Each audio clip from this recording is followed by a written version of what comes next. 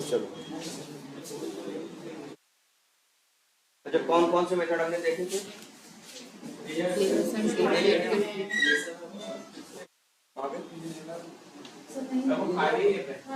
मुझे बेंच खाली है, एब्सेंट है।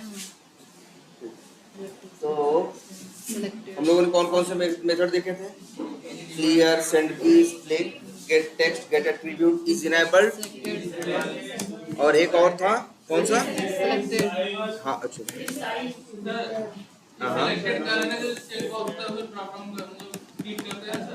ना ना ड्रॉप डाउन नहीं, सिर्फ चेक बॉक्स। ना इस सेलेक्टेड क्लिक नहीं करता। क्वेश्चन से देखो, ये इंग्लिश देखो, अगर इंग्लिश में भी कोई वो होता है क्वेश्चन मार्क होता है तो हमेशा किससे शुरू होता है? हेल्पिंग वर्ब से ना। नाम इसलिए रखा है इज इनेबल्ड, ये इनेबल है या नहीं, ये सिर्फ बताता है, ये आपका चेक या अनचेक करने का काम नहीं करेगा। आप लास्ट क्लास में थी तो नहीं थे? नहीं थे ना।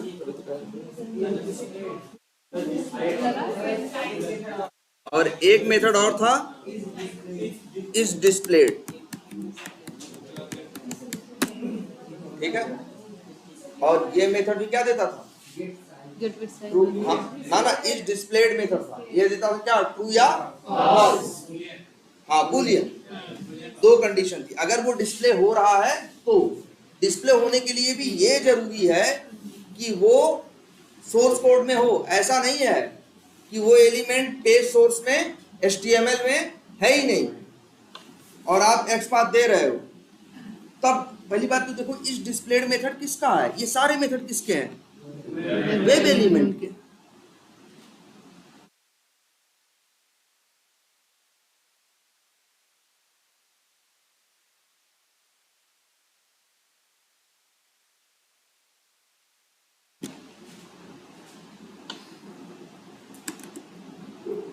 ये सब मेथड किसके हैं?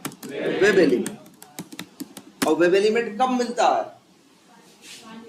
हाँ बिल्कुल, जब आपने देखा है कि जब क्रोम ड्राइवर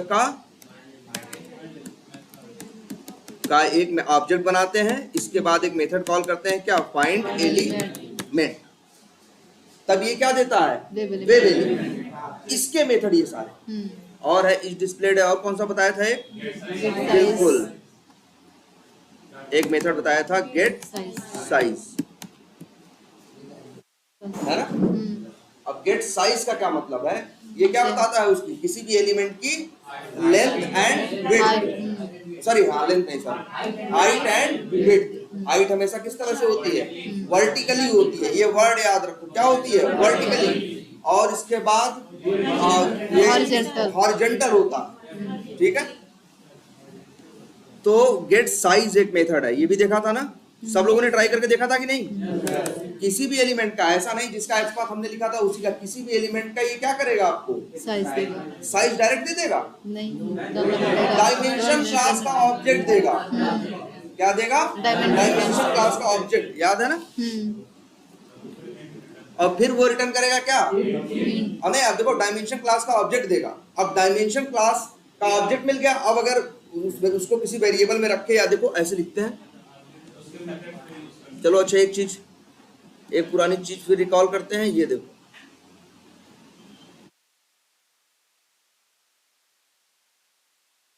क्या देखो, अच्छा लिखा तो गया ना। मेथड क्या है? गेट हाइट और गेट विड्थ। ये किसके मेथड है? ये वेब एलिमेंट के मेथड नहीं है, बिल्कुल, ये डायमेंशन क्लास के मेथड है। और डायमेंशन क्लास का ऑब्जेक्ट हमने बनाया न्यू करके? नहीं, अपने आप जब हमने फाइंड एलिमेंट किया तो अंदर उसने ऑब्जेक्ट बनाया। देखो ऑब्जेक्ट जरूरी नहीं कि तुम ही बनाओ, हो सकता है, या मेथड जरूरी नहीं है तुम ही लिखो। देखो बताओ, बहुत से मेथड ऐसे नहीं जो तुम नहीं लिखते हो, कोई दूसरा जो होता है उसने लिखा होता है। अब जैसे सेलेनियम जो आज यूज कर रहे हो, सेलेनियम वेब ड्राइवर, इसके मेथड तुमने कहाँ बनाया? ये क्लास तुमने कहाँ बनाई? दूसरे की बनाई हुई है और तुम क्या कर रहे हो? यूज कर रहे हो। तो जरूरी नहीं है कि हर ऑब्जेक्ट तुम ही न्यू करके बनाओ।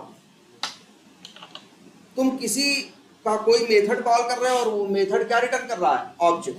भाई मेथड कॉल कर रहे हो तो मेथड कॉल होगा, मेथड के अंदर का कोड चलेगा। यार उसने अंदर ऑब्जेक्ट बना के रिटर्न करा रखा है तो मिलेगा ना। फाइंड एलिमेंट के केस में भी यही होता है। अच्छा यहां देखो पूरा क्या लिखा गया है, dot get size. Driver dot find element से तो वेब एलिमेंट मिलता है, लेकिन तुम्हें भी पता है कि आगे क्या लगा सकते हैं हम, डॉट गेट साइज। अब गेट साइज करोगे ये मेथड, अब ये पूछेगा कोई किसका मेथड है, तो डायमेंशन क्लास का मेथड है, ये वेब एलिमेंट का मेथड नहीं है।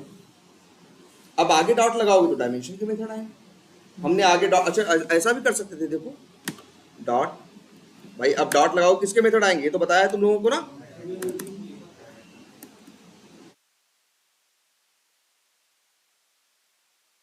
गेट साइज डॉट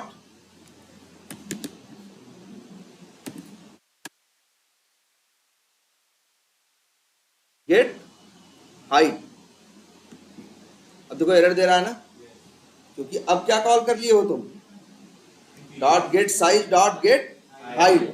तो क्या रिटर्न देगा लास्ट में, ये इंट देगा ना। इसको क्या करोगे, वेरिएबल में रखोगे। अब यहाँ तुमने कहाँ रखा है, डायमेंशन में ना, तो ऐसे भी कर सकते हो। जरा देखना अच्छे इस अप्रोच को। ये तो पुरानी अप्रोच है, इसको थोड़ा छोटा करते हैं।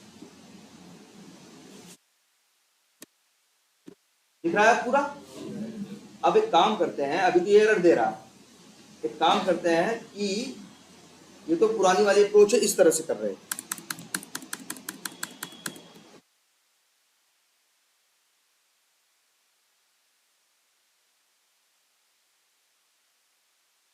अब अगर सॉरी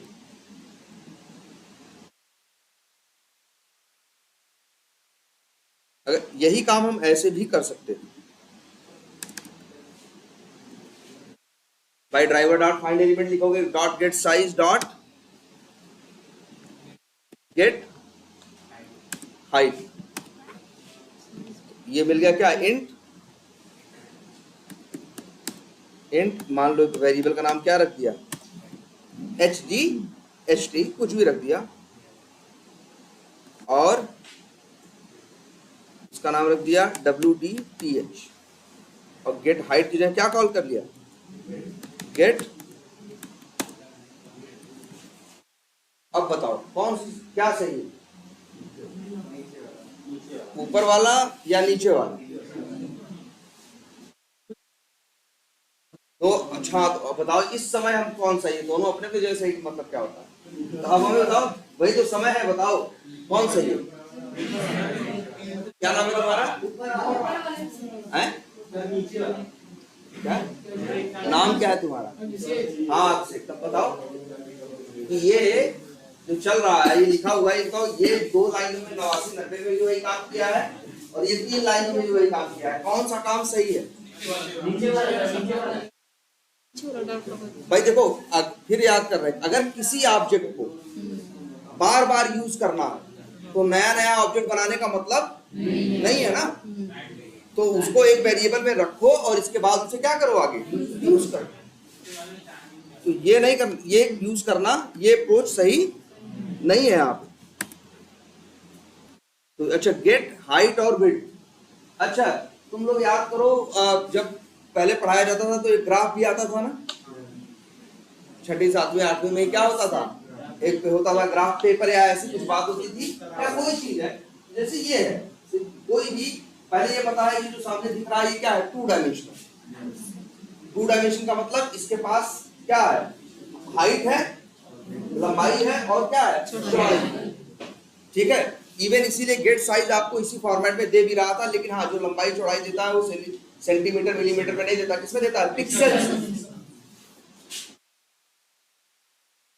अब ये देखो, अच्छा ये तो इस जब वहां पे देखो यार, बचपन में 7वीं 8वीं 9वीं की गणित थी, उसमें एक चीज रहा करती थी, ऐसे बनाते थे हम, या याद करो उस क्लास में अगर 9th 10th में अगर मैथ साइंस रही होगी तो एक सब्जेक्ट था हम लोग का, शायद क्या नाम था उसका, रेखा गणित नहीं, अरे यार कोऑर्डिनेट ज्योमेट्री। हाँ तो जिसे कहते हैं 8वीं 9वीं 9वीं 10वीं मेरे ख्याल से था सब्जेक्ट वो कार्तीय तल कुछ करके ऐसे था। हाँ जी बीच में था, लास्ट में था। तो ये जो वो था उसमें देखो ऐसे ही बनती थी, या ग्राफ भी ऐसे होते हैं, लंबाई और चौड़ाई।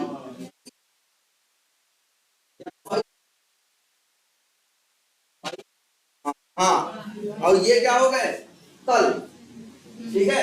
एक्स वही है ना, एक्स और वाई। इधर की साइड क्या होता है, एक्स होता है, और इधर की साइड क्या होता है, वाई। क्या करें, हाँ निर्देशांक ज्यामिति में करेक्ट क्वाड्रेटिक ज्योमेट्री थी। तो ये देखो तो एक्स और वाई है ना। अच्छा ये बताओ जैसे हम यहाँ खड़े हैं, मान लो मेरे और तुम्हारे बीच में क्या डिस्टेंस, मतलब ये डिस्टेंस है, हाँ सेंटीमीटर। तो जैसे अगर बताना हो क्या है तो हमेशा एक चीज ये होती थी, मैं तो उस समय की किसी के रिस्पेक्ट में बताते थे हमेशा। कहां से, ये इस पॉइंट से, हाँ यहाँ एक क्या था मूल बिंदु, हाँ ये मूल बिंदु है यही। अब जैसे कोई चीज यहाँ है और कोई चीज यहाँ है, अब इसके बीच की डिस्टेंस बतानी है या इसके बीच में अंतर, हाँ या जैसे ये देखो जरा पेंट ओपन करते हैं,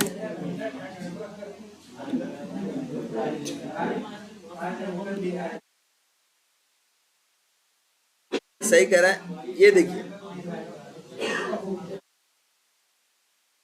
ये मान एक ऐसे ऐसे इसी साइड ऐसे, इसको बोलते हैं क्या एक्स।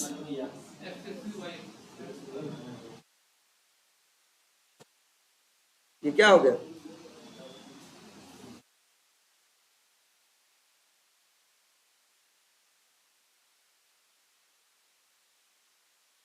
ये क्या हो गया एक्स, और ये क्या हो गया वाई, ठीक है। इधर की तरफ क्या है वाई है और इधर की तरफ क्या है एक्स है। मान लो यहाँ पे जैसे कोई चीज हो, जैसे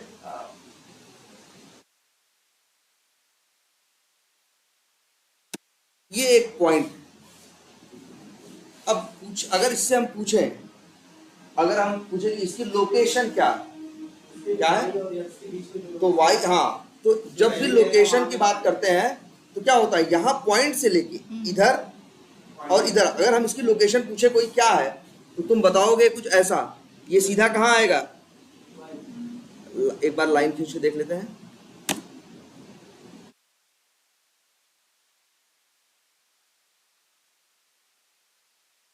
इसका माउस, चलो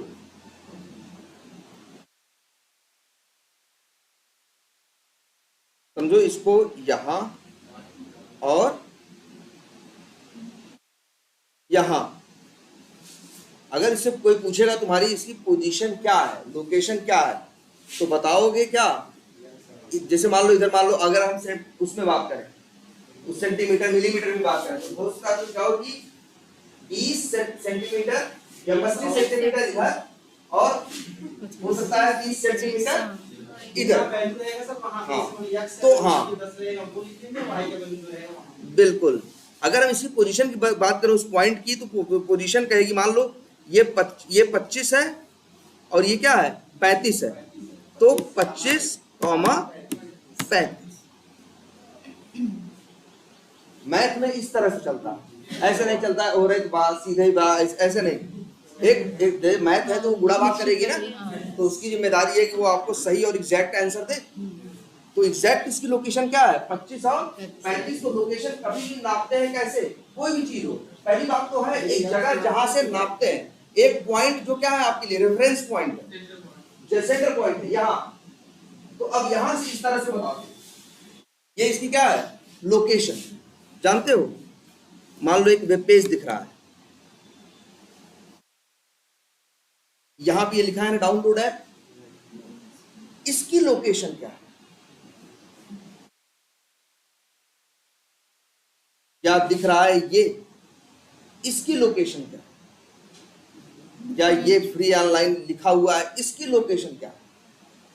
तो सबकी क्या है, एक लोकेशन है, और लोकेशन हमेशा किसमें है, एक्स वाई के फॉर्मेट में। और कंप्यूटर में जानते हो लोकेशन कहां से लेते हैं, यहां से नहीं लेते। वैसे तो सेंटर पॉइंट ये है ना, सेंटर पॉइंट नहीं बोलो इसको, रेफरेंस पॉइंट बोलो, ये है ना, लेकिन हम यहां से नहीं लेते। स्क्रीन में नापा जाता है हमेशा कहां से, याद रखो एक वर्ड यूज कर रहे हैं, टॉप लेफ्ट कॉर्नर।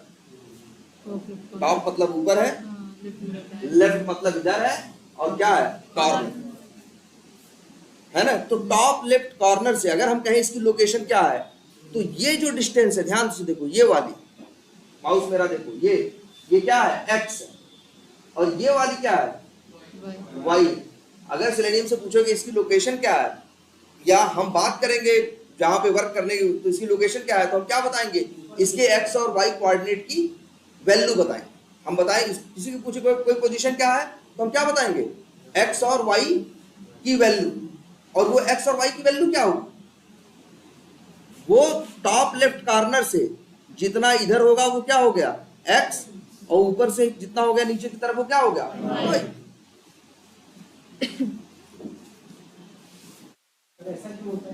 है?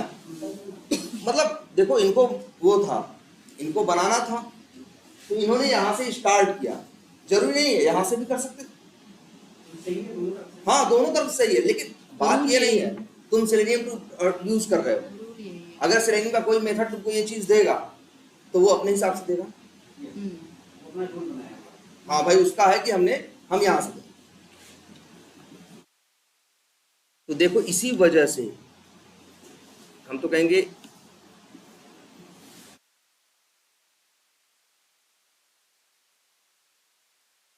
यही बटन है ना जिसकी तुम क्या निकाल रहे हो, हाइट और विड्थ, इसी का डॉट करके एक मेथड और है, क्या नाम है, गेट लोकेशन। जैसे एक मेथड था क्या, गेट साइज, वैसे ही एक मेथड है क्या, गेट लोकेशन। गेट लोकेशन का क्या मतलब है कि वो उस एलिमेंट की क्या देगा, लोकेशन, स्थिति, वो कहां पे है, तो देगा तो किस फॉर्मेट में देगा, एक्स और वाई। तभी देखो ध्यान से, मेथड का नाम क्या है, गेट लोकेशन। यही मेथड काम आएगा। इस मेथड से क्या पता चलता है मालूम है, कि तुम जिसकी बात कर रहे हो वो कहां है और कहां नहीं, वो कहां है और कहां नहीं है, ये याद रखो, ठीक है। मेथड क्लियर है। अच्छा, ये रिटर्न क्या करता, देखो डायमेंशन क्लास का मेथड था ना, सॉरी वो गेट साइज, क्या रिटर्न करता था, नहीं पिक्सल नहीं, डायमेंशन क्लास का ऑब्जेक्ट, ठीक है। तो और डायमेंशन के थ्रू निकाल सकते थे तुम क्या, हाइट और विड्थ। वैसे ही ये एक मेथड है गेट लोकेशन, ये रिटर्न करता है क्या, पॉइंट क्लास का ऑब्जेक्ट। देखो ध्यान से, इस तरह से करोगे, गेट लोकेशन पॉइंट ना, एक वेरिएबल में रखो, क्या रखें, लोकेशन,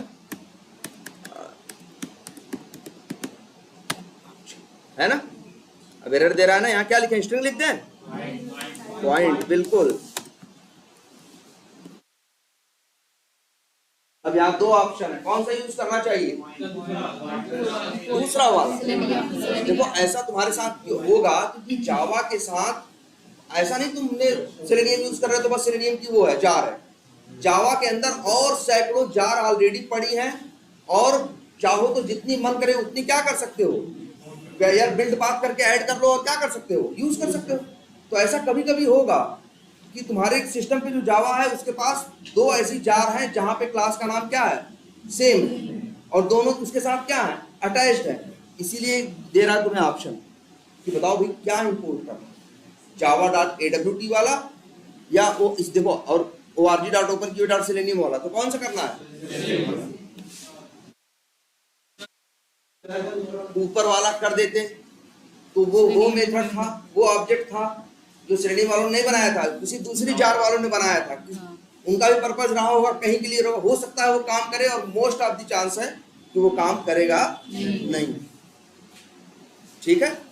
कभी भी ये सिचुएशन आए कि कहीं इससे हेल्प मांगो इंपोर्ट करने के लिए या कुछ करो, तो वे 2 या 3 ऑप्शन दे।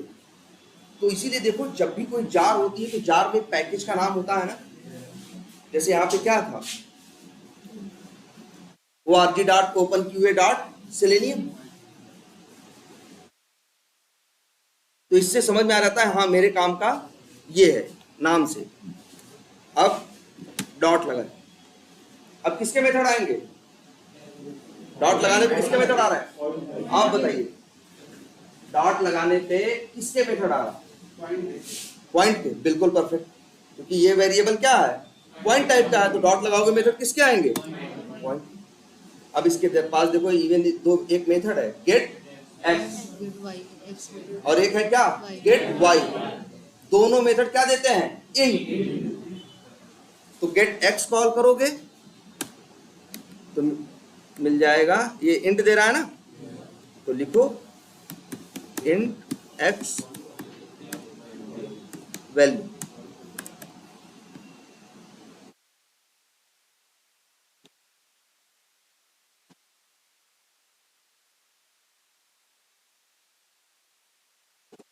गेट वाई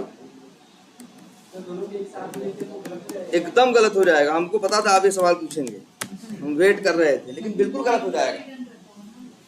क्योंकि देखिए डिपेंड करता है ना, या देखिए ये इसके अपने कुछ नियम है। उसमें एक नियम ये है कि जब भी कोई मेथड जो ऑब्जेक्ट देगा उसके बाद ही आप मेथड कॉल कर सकते हो। जो आप सोच रहे हैं ये पॉसिबल है और आगे हम बताएंगे, उसको बोलते हैं क्या? मेथड चेनिंग।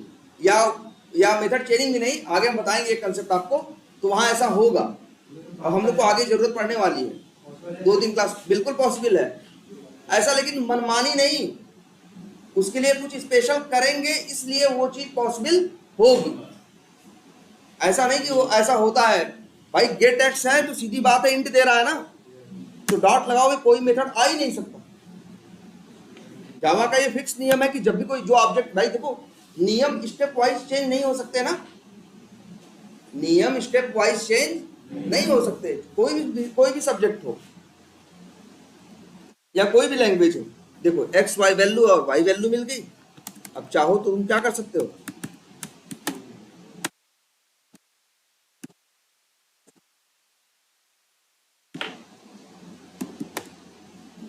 एक्स वैल्यू प्लस कामा लगा के ऐसे लिख दो। मालूम है ना, ये कामा यही लगा सकते हो, ऐसे थोड़ी लगा सकते हो। समझ रहे हो ना भाई? ये सब लोग ये चीजें ट्राई करो, ये रन करोगे जितना उतना समझ में आएगा तुम्हारे।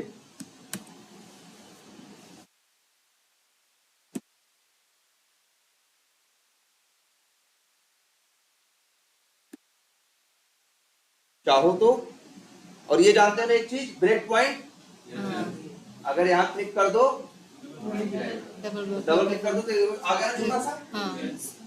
अब जानते हो क्या होगा? यहाँ के आगे चलेगा नहीं, यहाँ आके रुक जाएगा। तुम चाहोगे तो आगे चलेगा, नहीं चाहो तो क्या कर दो, बंद कर दो, तुम्हारे ऊपर है। लेकिन उसके लिए हमें रन नहीं करना पड़ता, क्या करना पड़ता है? डीबग। ये देखो आइकन देखो, ये बग कीड़ा, डीबग वर्ड कहां से आया? डीबग हम करते क्यों है? जब अपना कोड लिखने के बाद चेक करना चाहते हैं सही चल रहा है या नहीं, तो उसमें देख रहे हैं कमियां, देख रहे हैं कोई गलती तो नहीं है, हम रुक के वहां देखना चाह रहे हैं। नहीं तो पता चला ये क्या करेगा, चलता ही रहेगा। ये कहाँ रुकता है? तुम्हें मौका देगा कि ये चेक कर लो क्या हो रहा है और क्या नहीं हो रहा है। अंतिम में तुमको जो देखना है कंसोल पे देख लो। अब यहाँ रुक के देख सकते हो, रुक गया ना तुम्हारे लिए, इसलिए नाम क्या है? डीबग। अब रोकते क्यों है? ऐसा शौकिया थोड़ी ना कि आज माने रोक लेंगे भाई। हमारा ये है कि हमें, मेरे कोड में प्रॉब्लम आ रही है या हमें लग रहा है, या जैसे हमें क्या है, हमें तुम्हें कुछ दिखाना है, इसलिए हमने रोका।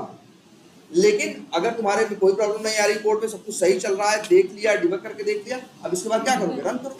कल को कोई प्रॉब्लम आएगी तो क्या करेगा? कोई बताएगा ना ये प्रॉब्लम आ रही तुम्हारे कोड में, तब तुम क्या करोगे? कोड को सही करोगे ना। प्रॉब्लम ये आ रही तो वहां जाओगे, ऐसे ही ये क्या लगाओगे? Break point. जब वहां चल के रुकेगा तब देखोगे अच्छा क्या हो रहा है, सही हो रहा है कि गलत हो रहा है। तो उस समय क्या कर रहे हो तुम? डीबग, उसकी उसमें से प्रॉब्लम हटा रहे हो। इसीलिए देखो ये आइकन है, याद रखना है ये। ठीक, अब देखो जरा प्रिंट क्या हुआ।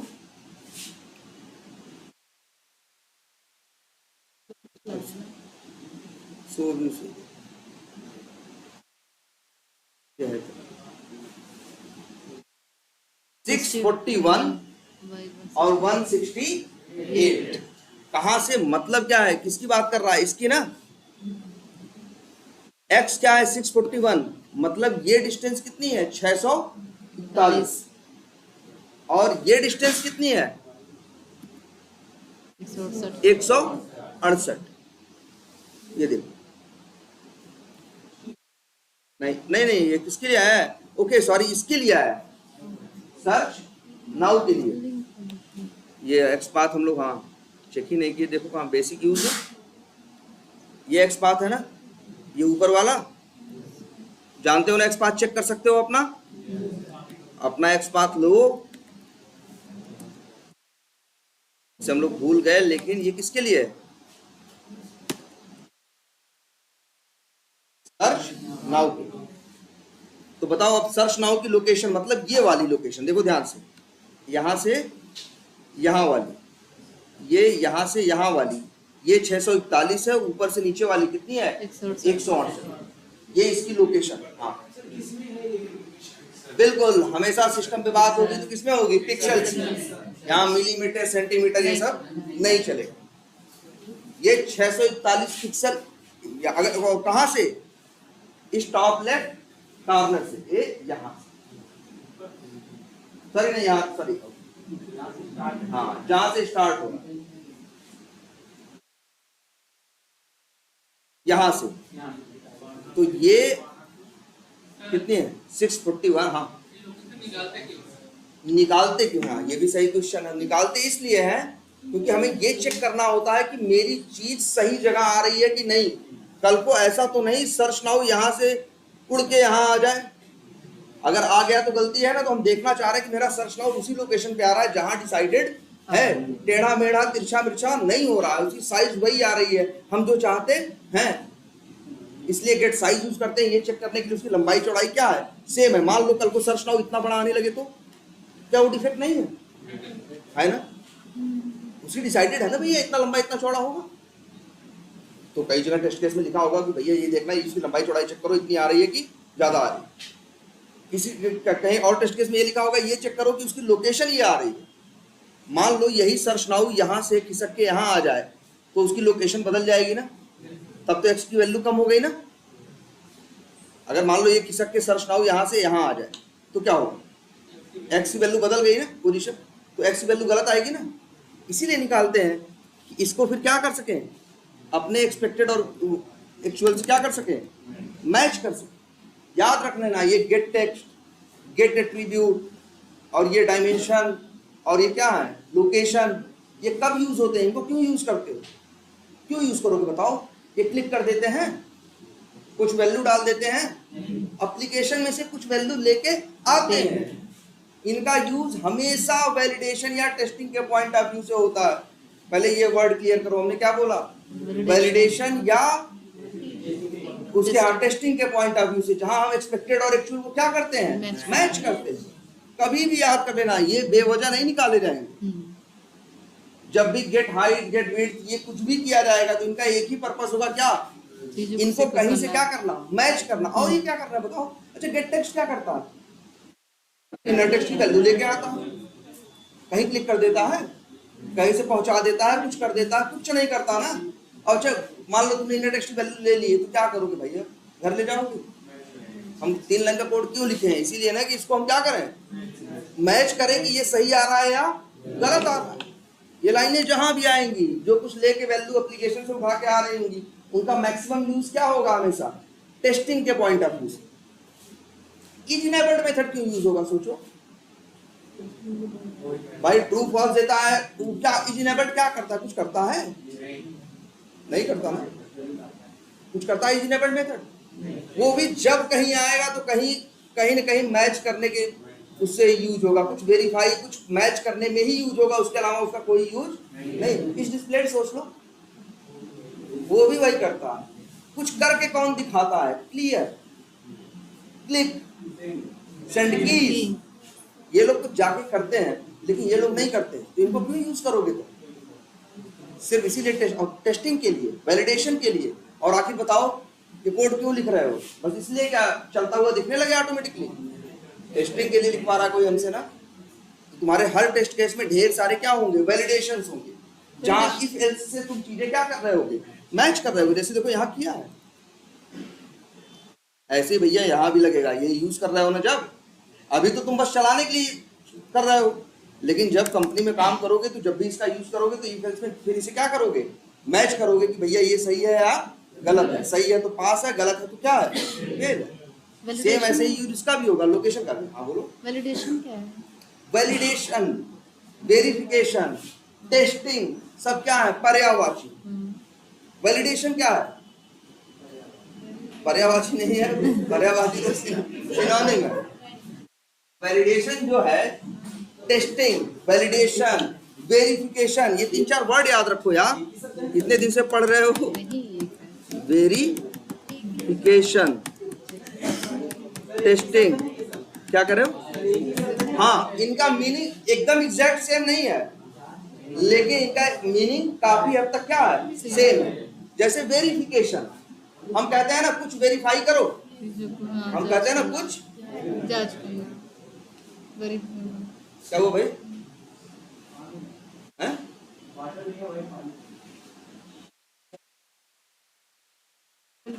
हाँ क्या करें? हाँ देखो, एक हद तक जैसे वेरिफिकेशन, कुछ वेरीफाई करना। वेरीफाई करना का मतलब क्या होता है? जांच करना ना। जब भी जांच कर या टेस्टिंग करने का क्या मतलब होता है? कहते हैं यार खून टेस्ट करा के आ रहे हैं, क्या करा रहे हैं? या बहुत लोग कहते हैं ना खून की जांच करा के आ रहे हैं। वैलिडेशन, इसका मतलब कोई चीज वैलिडेट करा के आ रहा है, वहां भी मतलब क्या है? जांच से। जब जांच होगी तो हमेशा क्या होगा? एक एक्सपेक्टेड होगा और एक एक्चुअल। इवन देखो पैथोलॉजी वाली रिपोर्ट देखो, लेकिन अलग अलग क्या रहता है? जांच होती है, वहां देखो वो भी एकदम टेस्ट केस लिखे होते हैं। दो चीज, एक तो वो लिखे होते हैं रेंज ऐसी क्या है जो क्या है ठीक है, और एक ये होता है तुम्हारा एक्चुअल क्या है। और कई बार बस इतना वो लोग करते हैं कि जो तुम्हारा एक्चुअल कभी किसी चीज का ज्यादा होता है, जैसे मान लो या कम होता है, जैसे हीमोग्लोबिन 12 होना चाहिए मिनिमम, या 11 होना चाहिए, तुम्हारा 9 होगा तो 9 लिखा रहेगा, तुम्हारा 11 होगा तो 11। बस वो लोग तुम्हारी सुविधा के लिए ये करते हैं कि अगर वो उस रेंज से कम या ज्यादा है तो क्या कर देते हैं? उसको बोल्ड कर देते हैं, हाईलाइट। हाँ हाईलाइट कर देते हैं, क्या करते हैं? इसको बोल्ड वर्ड यूज करते हैं ना यार। जैसे ये देखो, कुछ भी लिखते हो बोल्ड करते हो ना, मोटा सा हो जाता है, तो वो लोग बोल्ड कर देते हैं। वो भी क्या है? तो वही चीज है भाई। आखिर ये ऑटोमेशन क्यों कर रहे हैं? लेकिन यूज तो अलग अलग सेंस में होगा ना। यूज तो अलग अलग सेंस में होगा ना। जैसे मीन्स तो भले से दोनों का एक जैसा हो, बट यूज तो अलग अलग सेंस में। ना एकदम सेम सेंस में। अभी हम जो भी बोले सही है। वेरिफिकेशन बोल दें तो भी सही। क्या कर दें? अच्छा ये बताओ, हम ये सब मत सोचो, ये इतना सोचो आखिर यहाँ बैठे क्यों? क्या सीखने के लिए? Software testing. अब सॉफ्टवेयर टेस्टिंग को करने के लिए 2 तरीके हैं, मैनुअल भी है और ऑटोमेशन है ना। तो उस कंडीशन में तो कोई अब टेस्टिंग के लिए क्या लिखते हो? Test case. टेस्ट केस में क्या होता है? यही तो होता है कि कर क्या रहे हैं और होना क्या चाहिए। और जो होना चाहिए बस। अब फिर ये क्या टेस्ट केस में लिखा है, बाद में हम क्या करते हैं? चीज को टेस्ट करते हैं। तो ये ऑटोमेशन की स्क्रिप्ट क्यों लिख रहा है? वही मैनुअल टेस्टिंग को क्या करने के लिए? रिप्लेस करने के लिए, कि मैनुअल टेस्टिंग हाथ से करने के बजाय किससे हो जाए? कोड से हो जाए। तो यहाँ तो टेस्ट करोगे ना, यहाँ भी तो हमेशा क्या लगाओगे? ये जो इफ एल्स लगा रहे हो भाई, इसके बिना कहाँ कोड चलेगा? यही जान है आपके स्क्रिप्ट की। और क्यों स्क्रिप्ट लिख रहे हो? मार्केटिंग से इस पेज पे घूमने के लिए? एक टेस्ट यार, आखिर क्या कर रहे हो? बताओ। टेस्टिंग है। टेस्टिंग का मतलब क्या है? एक एक्सपेक्टेड और एक्चुअल दोनों को मैच करना। जांच में भी तो यही होता है। क्या करते हो? हम बोले वैलिडेशन, हम बोले क्या वेरिफिकेशन, या हम बोले टेस्टिंग, बात एक ही है। और कैसे टेस्ट होगा? हम कैसे टेस्ट करते हैं? हमको भी पता होता है कि भैया ये होना चाहिए, ये हो रहा है कि नहीं हो रहा है। यहाँ भी तो इफ एल्स लगा है, यही तो मैच कर रहे हैं कि अगर उसका स्टेटस क्या है, एक्चुअल स्टेटस एक्सपेक्टेड से मैच कर रहा है, और उसके लिए हमने क्या एक्सपेक्टेड क्या है मेरा, ट्रू। तो पास हम प्रिंट करा रहे हैं, अदरवाइज क्या प्रिंट करा रहे हैं, फेल। भाई ये याद रखो, तुम्हारे स्क्रिप्ट में जगह जगह ये इफ एल्स लगा होगा, और बिना इसकी स्क्रिप्ट बेकार है। ठीक है, क्योंकि ये क्लिक सेंड की ये लोग टेस्टिंग थोड़ी नहीं कर रहे हैं, ये लोग सिर्फ वर्क परफॉर्म कर रहे हैं। टेस्टिंग हमेशा इस तरह से होगी। तो याद रखो यार, ये टेस्ट केस की डिफिनीशन में लिखवाया गया होगा, test case is collection of a set of steps and expected values, या स्टेप डिस्क्रिप्शन एंड, तो जो क्लिक करना, ये करना, ये सब क्या है, स्टेप्स, और जो और क्या एक्सपेक्टेड वैल्यूज की टेस्टिंग, यही तो कोड लिखना है बस। तो ये बहुत जरूरी है, याद रखना सब लोग, इसका ज्यादा से ज्यादा यूज करो। भाई आखिर मान लो एक तुमने, तुम्हारी कंपनी ने कहा ये लो टेस्ट केस ऑटोमेट करो, तुमने पढ़ा, ऑटोमेट कर दिया, और तुम्हारा टेस्ट केस क्या कर रहा है, लॉग इन कर रहा है, वहां जा रहा है, लीड पे जा रहा है, इसके बाद क्या कर रहा है, यूजर नेम डाल रहा है, वहाँ पूरे वो अकाउंट पे जा रहा है, मार्केटिंग पे जा रहा है, मार्केटिंग से कहाँ जा रहा है, अकाउंट में जा रहा है, अकाउंट में जाके सारी इंफॉर्मेशन फिल कर रहा है, सेव कर रहा है, और बंद करके आ जा रहा है। तुम उसको दिखाओगे अपनी कंपनी में कि हमने ये ऑटोमेट किया है, वो कहेगा ठीक है, चलाओगे, तो पूछेगा रिजल्ट क्या है, मतलब क्या टेस्ट कर रहे हो, क्या दिखाओगे, तुम्हारा कोड तो क्या कर रहा है, यहाँ क्लिक कर रहा है, वहां सेंड कीज कर रहा है, क्लिक कर रहा है, क्लियर कर रहा है, सेंड कीज कर रहा है, यही सब करते हुए क्या हो जा रहा है, अब खत्म कर दे रहा है पूरा काम, उसमें टेस्टिंग कहाँ होगी? मैं ये चेक करना था ना कि लॉगिन के बाद, लॉगिन जब करें तो होम पेज आना चाहिए, हमें ये टेस्ट करना था ना कि यार जब गलत यूजर नेम पासवर्ड डालें तो लॉगिन नहीं होना चाहिए और एक एरर मैसेज आ जाना चाहिए। ये सब कुछ तुम्हारे कोड में दिखाई नहीं देगा, तुम्हारा कोड तो बस ऐसे चल रहा है। अब जैसे ये देखो, ये वेरीफाई करना होगा यार, गलत यूजर नेम पासवर्ड डालो तो चीज क्या होनी चाहिए, लॉगिन नहीं होनी चाहिए। जैसे यहाँ लिख दे, मान लो कुछ भी पासवर्ड गलत से लिख दे, साइन इन, तो एक मैसेज आया ना, ये टेस्ट करना होगा तुम्हें कि भैया ये मैसेज आना चाहिए, और उसमें यही लिखा होना चाहिए, कुछ भी नहीं लिखा होना चाहिए। यहाँ क्या है, you must specify a valid user name and password, message आ रहा है ना, जिससे यूजर को ये पता चल रहा है कि मेरा यूजर नेम या पासवर्ड वैलिड, कोई एक ऐसा है जो वैलिड नहीं है। कारण है यू मस्ट मतलब याद रखना अंग्रेजी को, जरूरी, हाँ अवश्य, यू मस्ट स्पेसिफाई करने का मतलब बताना, you must specify a valid user name and password. लेकिन आपने शायद यूजर नेम पासवर्ड में कुछ आपका क्या था, गलत था, इसलिए लॉगिन नहीं थी, ये भी टेस्टिंग करनी हो। ये कैसे करोगे, बताओ, आप बताइए, आपके दिमाग में क्या है? मान लो ये हमें टेस्ट करना है, हम क्या करेंगे? हाँ बिल्कुल सही जा रहे हैं आप, एकदम इंस्पेक्ट करेंगे। हाँ फिर अब, हाँ चलिए हम, हाँ फिर इसका क्या करेंगे, एक्सपाथ लिखेंगे, फिर क्या करेंगे, और ड्राइवर डॉट फाइंड एलिमेंट चलाएंगे, बाई डॉट एक्सपाथ में एक्सपाथ भेजेंगे, हमें क्या मिलेगा, वेब एलिमेंट। हमें क्या टेस्ट करना है, हमें यही टेस्ट करना है ना यार, कि यहाँ सही चीज आ रही है कि नहीं, जो आ रहा है ये क्या है, एक्चुअल है, और ये कैसे निकलेगा। अब देखो, राइट क्लिक करके इंस्पेक्ट करो, ये देखो इसका टैग क्या है, फॉन्ट है, और इनर टेक्स्ट क्या है, you must specify a valid user name and password. तुमको यही इनर टेक्स्ट को वेरीफाई करना है कि सही आ रहा है, गलत आ रहा है। इस टेस्टिंग के लिए जानते हो क्या करोगे, कहीं लॉगिन का कोड लिख रहे हो, ये लॉगिन कर रहे हो ना, पासवर्ड वैल्यू क्या है,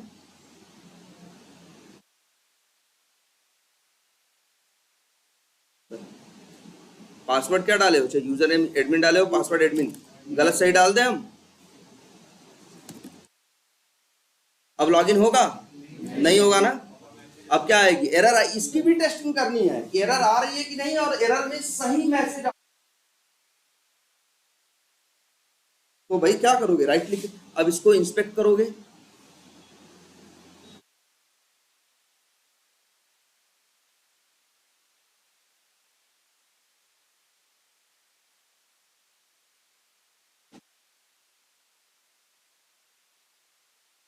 इसका माउस बड़ा बहका बहका करता है।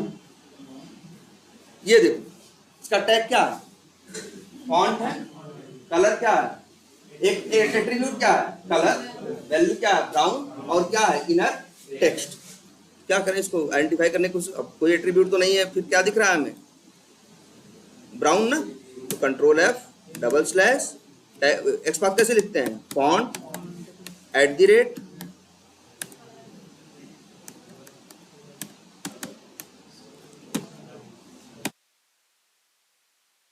अरे अब ठीक है, बढ़िया है ना। तो बस इसका एक्सपाथ सही है, हाईलाइट कर रहा है ना। हाँ, यहाँ भी देखो, यहाँ दिखोगे तो यहाँ बताएगा, यहाँ ले जाओगे तो यहाँ हाईलाइट करेगा, बढ़िया है, सही है। फिर अब क्या करेंगे,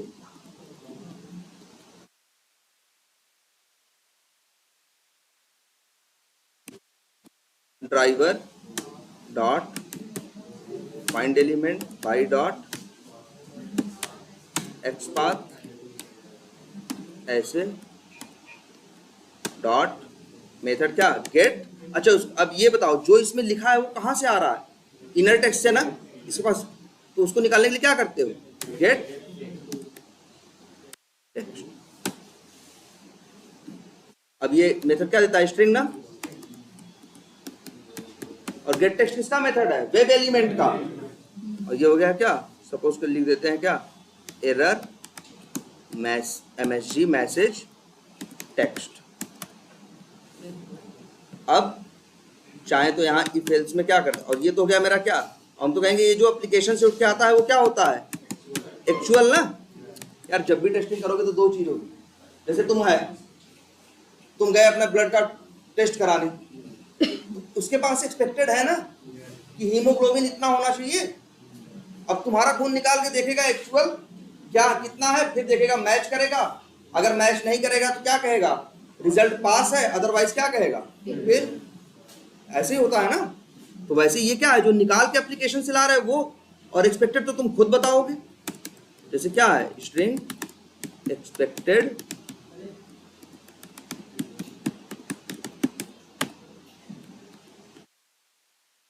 एक्सपेक्टेड यही मैसेज है ना।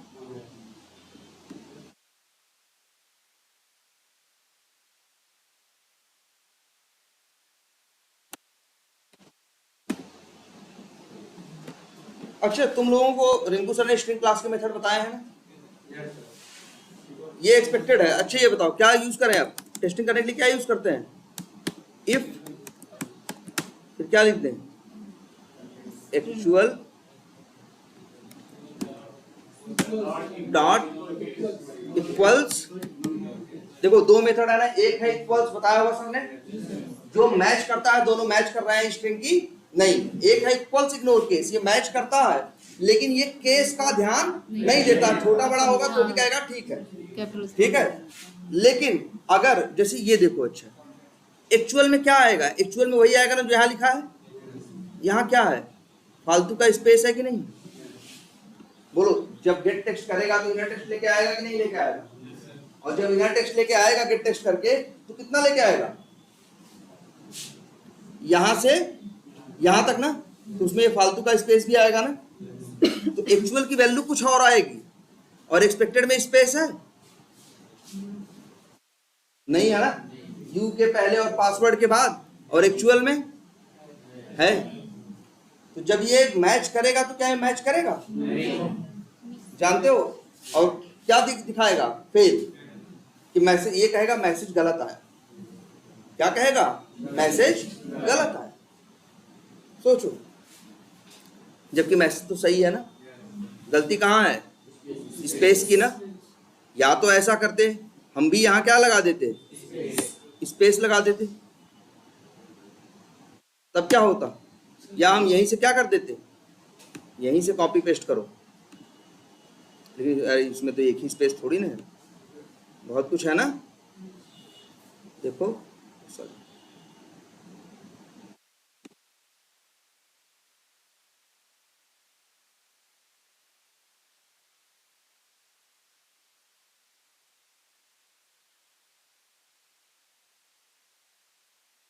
ये देखो, अरे यार ये तो बड़ा टेढ़ा मेढ़ा आ रहा है ना, ये पूरा कॉपी करना पड़ेगा। एक्चुअल सिर्फ इतना नहीं आ रहा जो लिख रहे हो, एक्सपेक्टेड क्या है। अब ये मैच नहीं कर पाएगा, चला के देख लो चाहो। यहाँ क्या मेथड यूज करें, हाँ इक्वल्स, क्या एक है इक्वल्स या इक्वल्स इग्नोर केस। ये क्या करते हैं, मैच करते हैं। बस इक्वल्स इग्नोर केस इतना ध्यान रखता है कि भैया हमें अपर केस और लोअर केस में फर्क नहीं करना है। लेकिन ये मेथड काम नहीं करेगा क्योंकि यहाँ तो फालतू की स्पेस भी है। तो यहाँ एक रास्ता तो ये है कि एक मेथड और याद रखो आज से, क्या होता है, कंटेंट्स। बताया क्या होगा, जिसमें से एक स्ट्रिंग को एक स्ट्रिंग में दूसरी स्ट्रिंग को भेजते हैं और वो चेक करता है, मैच नहीं करता एग्जैक्ट, उसमें ये देखता है कि उसमें वो चीज है या नहीं है। जैसे ये देखो, एक्चुअल में फालतू चीजें है ना, और एक्सपेक्टेड में फालतू चीज है। देखो एक्चुअल में क्या है, फालतू चीजें नहीं है, सॉरी, फालतू के स्पेसेस है कि नहीं है, और यहां है। तो अगर तुम इक्वल्स करोगे तो ये जानते हो क्या होगा, ये मैच नहीं करेगा। और यहां तुमने लिख दिया क्या, टेस्टिंग इज पास्ट और एरर मैसेज इज करेक्ट।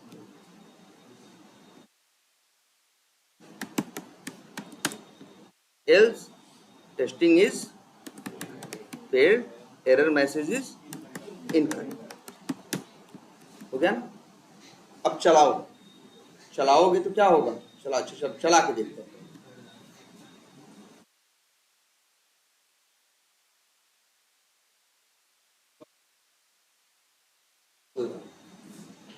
ये देखो,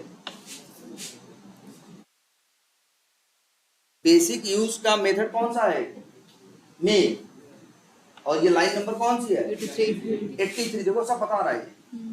यहाँ दिक्कत आती है, यही दिक्कत आ गई। अच्छा यहाँ तो दिक्कत बात की बात है। पहले ये देखो मैसेज, इसके पहले ये चल चुका कि नहीं चल चुका, लाइन यहाँ एरर यहाँ आ रही है ना, तो उसके पहले ये चल चुका है ना। जरा कंसोल में देखते हैं इसने प्रिंट क्या किया।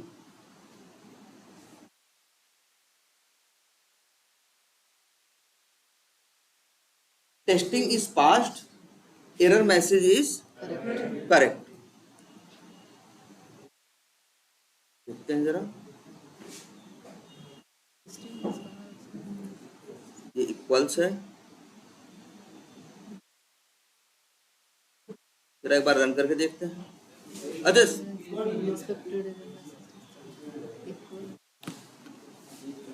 अब देखो, अगर ऐसा हो रहा है तो एक बार चेक करके देखो। पता है ना, ब्रेक पॉइंट लगाते हैं, ब्रेक पॉइंट जहां लगाते हैं वहां रुक जाता है। अब एक चीज और, एक चीज देखो, ब्रेक पॉइंट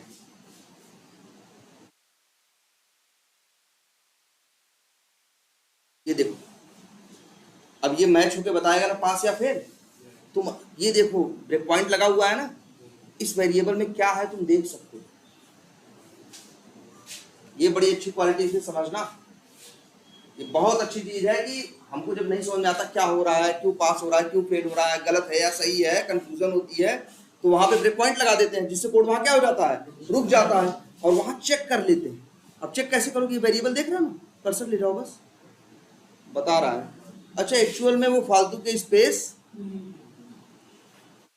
नहीं ले रहा, और एक्सपेक्टेड में तो है ही नहीं, तो ये क्या करेगा, ये दोनों सेम है ना, तो इक्वल्स मेथड क्या करेगा, मैच करेगा। अगर मैच करेगा तो क्या देगा, ट्रू, और नहीं मैच करेगा तो क्या देगा, फॉल्स। और कुछ नहीं लगाते हैं तो इसका मतलब क्या लगाया है, ट्रू, पास। अच्छा यहां इशू आ रहा है कुछ। अच्छा लॉगिन हो ही नहीं पाया भाई। जब आपने ये लॉगिन कैसा लॉगिन था, इसमें यूजर ने पासवर्ड गलत था ना, तो होम पेज पे जाएगा, नहीं जाएगा, उसी पेज पे रह गया। लेकिन अगली लाइन में तो ये ढूंढ रहा है क्या, कि यार मार्केटिंग का लिंक कहाँ है।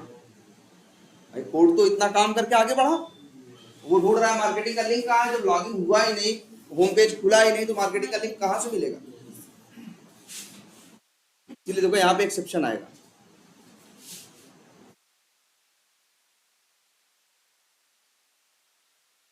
ये देखो आ रहा है, कहाँ आ रहा है ये? अच्छा, लेकिन गलती कहाँ है? किस बेचारे की गलती है? गलती ऊपर वालों की कि वो उसे सही स्टेप पे नहीं लाया। लेकिन एरर में, एक्सेप्शन में बताएगा कहाँ? यहाँ। उसे नहीं पता ऊपर क्या गलती है, वो तो ऊपर चलाता हुआ चला आया। जब ये नहीं चला पाया तो जावा ने बता दिया इस लाइन पे क्या आ रही है, दिक्कत आ रही है। जहां नहीं चला, यहाँ नहीं चला ना, यहाँ तो चला ना, यहाँ तो चला ना। तुम ही सोचो, एक्सपेक्टेड लिया, एक्चुअल लिया, मैच किया, इसके बाद क्या किया? प्रिंट किया, पास या क्या? फिर आगे बढ़ा ना। अब जब ये करने आया, मार्केटिंग पे क्लिक करने आया, तो पेज पे वो चीज खुली ही नहीं। तब इसने क्या दिया एक्सेप्शन? हमने बताया ना आप लोगों को, नहीं याद है? No such element exception. ये रही, ये तभी आता है जब कोई चीज उसे नहीं मिलती। अब अच्छा, आपके वेब एलिमेंट के मेथड्स हो गए। मिनट,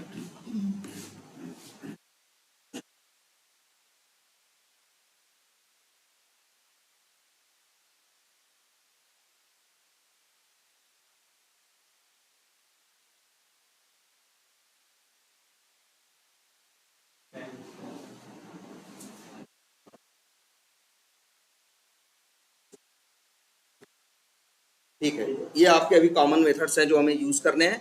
अच्छा, एक मेथड और भी होता है क्या? गेट क्या? टैग। तो जो भी आप एलिमेंट बता रहे होते हो, जिसका वेब एलिमेंट होता है, ये भी वेब एलिमेंट का ही मेथड, ये बताता है उसका टैग क्या है। टैग क्या होता है? जैसे इनपुट है, ए है ना, तरह तरह के टैग होते हैं ना।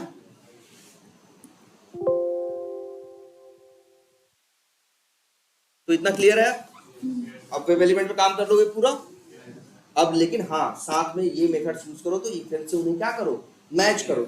अब तुम्हारे दिमाग में एक बात फिर कह रहे हैं, शायद ये हम कई बार बता चुके हैं, लेकिन फिर भी तुम्हारे दिमाग में आए कि सर यहीं से तो अभी एक्सपेक्टेड उठा रहे हैं और यहीं से क्या उठा रहे हैं? एक्चुअल। तो ये तो पास होगा ही भैया। जब हम आज हम टेस्टिंग थोड़ी ना कर रहे हैं, आज हम स्क्रिप्ट बना रहे हैं। ये टेस्टिंग तो हर तीसरे दिन किया करेगा जब इसको चलने के लिए कहा जाएगा। आज सही है, इसकी कोई गारंटी, आज सही है ठीक है, लेकिन कल ये सही होगा इसकी कोई गारंटी नहीं। और याद रखो, जब हम ऑटोमेशन करते हैं तो उस समय जिस चीज को हम ऑटोमेट कर रहे हैं उसमें कोई डिफेक्ट नहीं होना चाहिए। अगर डिफेक्ट होगा तो हम थोड़ी ना ऑटोमेट करते हैं। हम कहते हैं पहले एकदम एक काम करो, जो फंक्शनलिटी हमसे ऑटोमेट करने के लिए कह रहे हो वो पहले सही से पूरी चलनी चाहिए, तब हम इसको ऑटोमेट करेंगे। सामने वाला ये पूछ सकता है कि यार जब सही चल रहा होगा तो तुम्हें क्यों दे? तो तुम उससे कहोगे कि यार ये सही चल रहा है या नहीं सही चल रहा है, ये हमें हर तीसरे दिन टेस्ट करना पड़ता है और इसकी कोई गारंटी नहीं है कि ये आज सही है, कल सही होगा कि नहीं होगा, कि परसों सही होगा कि नहीं होगा। ये टेस्टिंग हमेशा हर तीसरे दिन हमें करती रहनी है बार बार। तो जब हम स्क्रिप्ट बना रहे हैं तब तो सही होना चाहिए, जिससे हम सही, एक मिनट, जैसे हम सही एक्सपेक्टेड और एक्चुअल क्या कर सके, निकाल सके, मैच कर सके। लेकिन इसके बाद फिर ये स्क्रिप्ट आज के लिए थोड़ी बना रहे हैं, ये आज बना दिया और ये चलती रहे। हाँ बोलिए सर, एक बार जब फिट हो गया हाँ फिर उसको गलत होने क्या करें? एक बार फिट हो गया वहाँ पे, मतलब सर्च बटन या अच्छा हाँ, वो उससे गलत होने की क्या जरूरत है? देखो, आज कुछ बनाया है, हमने बताया ना कोई सॉफ्टवेयर धीरे धीरे बनता है। जैसे आज इसमें 50 फंक्शनलिटी है, फिर हम लोग प्लान करेंगे कि एक महीने में 15 और बनानी है, तो 15 बनाएंगे तो उसी 50 में 15 जोड़ेंगे ना। हम तो 15 जोड़ दिए, हो सकता है मेरे इस 15 जोड़ने की वजह से जो 50 चीज पहले काम कर रही थी अब काम ना कर रही है। जैसे कोई एक बड़ी सी चीज है, कहीं से एक चीज हटा दो, ये तो मान लो सही हो गया, हो सकता है उसी वजह से दूसरी जगह प्रॉब्लम आ गई, और इसकी कोई गारंटी नहीं है। सबसे बड़ी बात तो ये है, आखिर डेवलपर क्या करता है? एक एप्लीकेशन में लाखों लाइनों का कोड होता है, कहीं भी वो कुछ लाइन छेड़ता है तो यहाँ देखो लाइनें क्या है बताओ, एक मेथड कॉल कर रहा है उसको, इसको, इसको, यही सब कर रहे हैं ना ये लोग। अब पता चला कहीं एक जगह कोई चीज छेड़ता है, हो सकता है वो चीज सही हो गई जिसके लिए आपने छेड़ा, लेकिन वो चीज गलत हो गई, किसी के लिए ये चीज क्या हो गई, गड़बड़ हो गई। तो ये कौन बताता है भाई? जब गड़बड़ हो जाएगी तो वो चीज सही से काम नहीं करेगी, और यही क्या बताएगा, कौन बताएगा? टेस्टर बताएगा। अब टेस्टर चाहे तो मैनुअली चेक करे, तो मैनुअली दिक्कत ये है कि उसको कोई गारंटी नहीं है। हम कह रहे हैं आज फ्लिपकार्ट में 2000 फंक्शनलिटी है, लेकिन अगर और अब इस एक महीने में नई चीज वो जोड़ने के प्लान कर रहे हो कि हम 10 चीज और जोड़ेंगे एक महीने के अंदर, तो जब 10 चीज वो जोड़ेंगे तो सिर्फ 10 चीज टेस्ट नहीं होंगी, 2000 चीजें और भी, क्योंकि हो सकता है दूसरी चीजें क्या हो गई हैं, गड़बड़ हो गई। अब वही है, जाके मैनुअली टेस्ट करो। हर तीसरे दिन आदमी लगेगा 15 मिनट खाएगा, लेकिन अब वही है, अब देखो हर तीसरे दिन 15 मिनट, मान लो एक टेस्ट केस तुमसे मांग रहा है कि ये चीज की टेस्टिंग में हर तीसरे दिन कितना टाइम लगेगा, 15 मिनट। एक महीने में कितने तीसरे दिन आएंगे? 10 बार। एक साल में 120 बार, 5 साल में 600 बार, और एक बार कितना टाइम ले रहा था वो? 15 मिनट ना आदमी का, और 600 गुणे 15 करो, कितना हो गए? 9000। 15 छक्का, हाँ ना 90, 9000। तो कितना टाइम लिया? 9000 मिनट। घंटे में बदल लो 9000 मिनट को, कितना होगा? 150 घंटे। सोचो उस चीज में 150 घंटे किसने किया? आदमी ने किया। आदमी की एक सैलरी है ना, एक उसका बिलिंग रेट है ना, $10 $20 पर आवर, उसका एक रेट है ना, मान लो $20 में पर आवर, तो 150 घंटे में कितना हुआ? 150 गुणे 20 कितना हुआ? $3000। इस समय रेट क्या है? लगभग 90 रुपए, 80 85 जो भी 80 है, अब 90 भी हो ही जाएगा। हाँ 80 कितना हुआ? 2,40,000। तो वो एक टेस्ट केस को अपनी लाइफ में वो कितना रुपए मांगेगा? 2,40,000। लेकिन यही एक ऑटोमेशन टेस्टर इसको ऑटोमेट कर देता है। हो सकता है इस काम के लिए 15 मिनट नहीं मांगता, 6 घंटे मांगता, या 8 घंटे मांग, पूरा दिन मांगता, कहता हम भैया 8 घंटे में इसे क्या करेंगे, या 10 घंटे में इसे ऑटोमेट कर देंगे। तो तुमने क्या किया? उसने 10 घंटा लिया, मान लो उसका रेट $30 पर आवर, ठीक है, तब भी कितना? 10 तियां 300, $300। $300 कितना हुआ? बहुत कम हुआ। $3000 और $300 में 10 गुना का फर्क है कि नहीं? और एक बार बना दिया, अब इसको ऑटोमेट करके सबको रख दिया है। अब हमें चलाना थोड़ी ना है, एक बार चला के घर चल देंगे हम। जैसे हम जितना ऑटोमेट किए हैं, शाम को घर जाते समय क्या करेंगे? चला देंगे और फिर अपना सो जाएंगे। और उसके बाद ये कंप्यूटर, ये जो मेरा कोड है, वो खुद ही टेस्ट करता रहेगा। रात भर में टेस्ट करके हम सुबह उठेंगे, 10 बजे ऑफिस पहुंचेंगे, सिस्टम खोलेंगे, तब तक वो सारी रिपोर्ट हमको बना के मेरे टेबल पे रख देगा, सिस्टम में रख देगा कि भैया ये देखो इतना है, इतना चला, इतना पास हुआ, इतना क्या हुआ, फेल हुआ। तो मेरा टाइम कहाँ लिया? बस चला था, रिजल्ट देखा, पास है या फेल है, मेरा हर बार 1 मिनट ले रहा होगा। तो वही यही बचत है। और ये कंप्यूटर थोड़ी सैलरी मांगता है, $20 पर आवर हमको दोगे तो हम चलेंगे। इसको तो ले आओ, बिजली दो, रैम दो, ये दो, ये चलेगा। ऑटोमेट लगा देंगे, लेकिन एक्सेप्शन आ गया तो नहीं जाएगा कोड, तो रुकेगा, तो कैसे रात को आएंगे? तो बिल्कुल नहीं, इसीलिए एक्सेप्शन, हाँ सही कह रहे हो, कैसे रात को आएंगे, इसीलिए अभी बताया गया है कि एक्सेप्शन आते हैं। आगे ये भी बताया जाएगा कि एक्सेप्शन को हैंडल कैसे किया जाता है, कि रात नहीं खराब करेंगे हमारी, ठीक है? नहीं, ठीक है। तो जो एक्सेप्शंस आते हैं आगे बताएंगे, इनको हैंडल किया जा सकता है। तो इनको हैंडल करने के तरीके हैं, तो उसके थ्रू अपने कोड में जहां एक्सेप्शन आने की हमें उम्मीद है, उन जगहों पे एक्सेप्शन को क्या करेंगे? हम हैंडल करेंगे, जिससे ये इसमें दिक्कत आ भी जाए तो कोई बात नहीं, इसको छोड़ो और लोगों को टेस्ट करो। रात भर में जिम्मेदारी दी गई है कि तुम्हें 500 टेस्ट केस ऑटोमेट जो हुए हैं, वो 500 ऑटोमेशन स्क्रिप्ट को रन करो और रिजल्ट दो। मान लो 5वां क्या हो गया? फेल हो गया। अब ऐसा नहीं बंद हो जाएगा, 5वां कोई दिक्कत आ गई, कोई बात नहीं, एक्सेप्शन आ गया, कोई बात नहीं, 5वां को बंद करेगा, 6ठा चलाएगा, वो चलेगा रात, ठीक है? अब बात समझ में आई? अब वेब एलिमेंट तुम लोग को पता है, ड्राइवर पता है, टेस्ट केस भी लिखना तुम लोग को सिखाया ही गया, आई थिंक तो जरा उन टेस्ट केसेस को इससे ऑटोमेट करो, और बिना इस इफ एल्स के इन कोड के कुछ नहीं होने वाला। और जो स्ट्रिंग वाली क्लास है, अगर इंदु सर ने बता पढ़ाई है कोई क्लास में स्ट्रिंग? नहीं यार वो कह रहे थे बताया है, तुम कह रहे हो नहीं सर। हैं? हाँ नॉर्मली ही चाहिए, और क्या चाहिए? लेक्चर नहीं लिए पूरे दिन। अरे पूरा लेक्चर लेने की जरूरत भी नहीं है, बीच में बता दिया होगा वही काफी। बस ये याद करो किस क्लास में बताया है, उससे गो थ्रू करो, अलग से लेक्चर लेने की जरूरत नहीं है। ठीक है, चलो तब इसको ट्राई करो, तब अब आगे तुम लोगों को दिखाते हैं। अभी तुम लोग ये सब चीजें हैंडल कर लियो, लेकिन ये नहीं जानते हो कि अगर जैसे अभी तुम लोग को ये नहीं बताया गया है इसको कैसे यूज किया जाए। ड्रॉप डाउन, जैसे यहाँ पे देख रहे हो इसका क्वालिटी, यहाँ पे कलर, ये क्या है कलर थीम। ये कलर क्या है बाय डिफॉल्ट, यहाँ क्या रहता है सॉफ्टेड। बाय डिफॉल्ट वर्ड समझो, बाय डिफॉल्ट मतलब जो हमेशा रहता है वो क्या है सॉफ्टेड। और तुम चाहो तो इसे क्या कर सकते हो चेंज। हम मान लो कर देते हैं वुड स्पाइस, देखो कलर थोड़ा चेंज हो जाएगा। और लैंग्वेज अभी तक इंग्लिश में आ रहा था ना, क्योंकि यूएस इंग्लिश सेलेक्टेड था, क्या कर दे स्पेनिश कर दे। चलो ये स्पेनिश लैंग्वेज कहाँ बोली जाती है?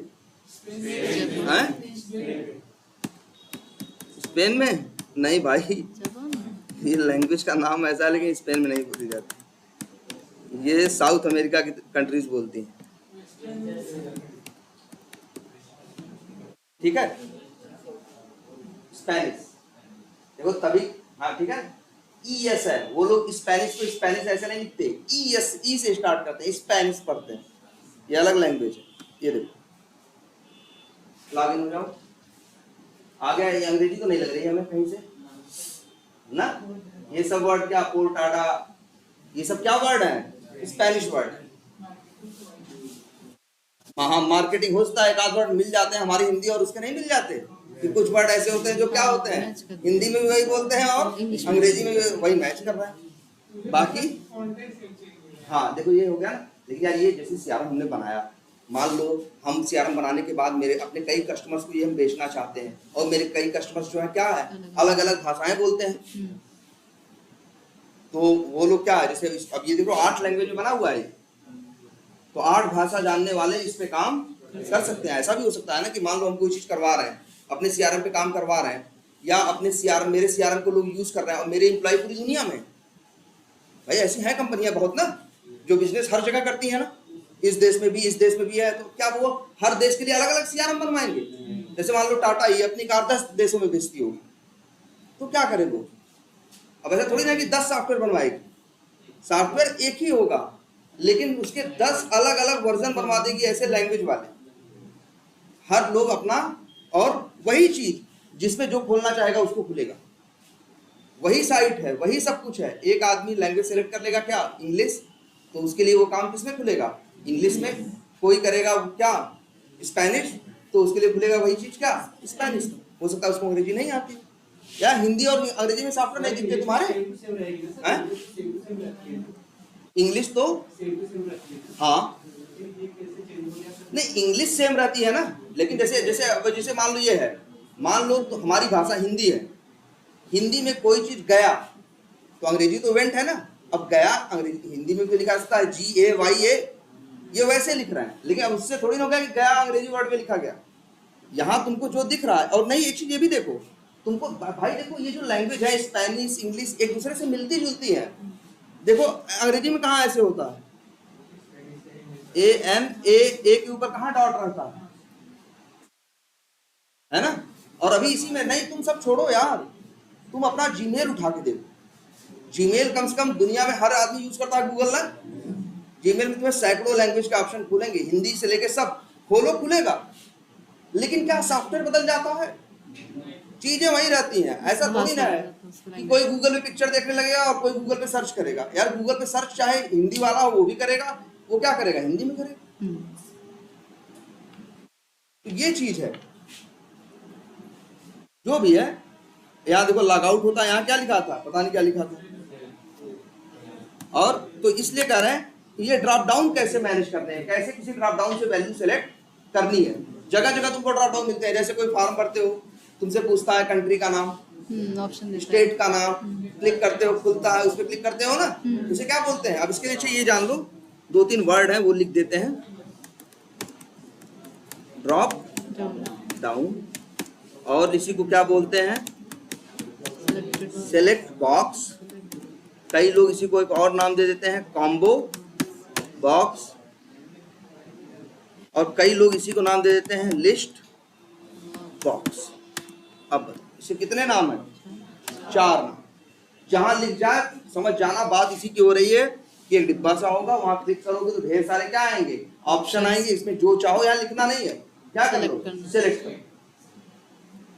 जैसे हम लोग कहीं क्या करते हैं, कंट्री होती है सेलेक्ट कर लेते हैं, है ना?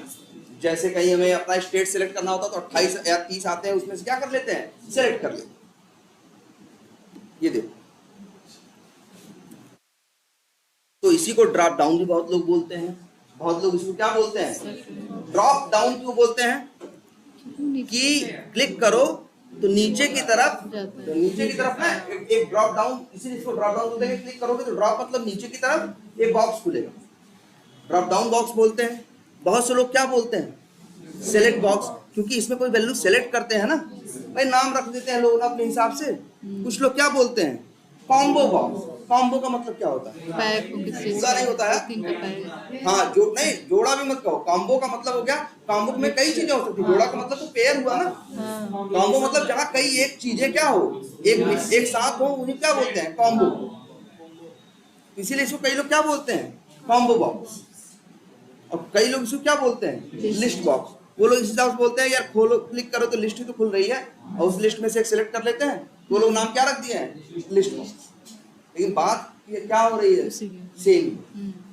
क्लियर है ये? चलो आज इतना ही रखते हैं, नेक्स्ट क्लास में।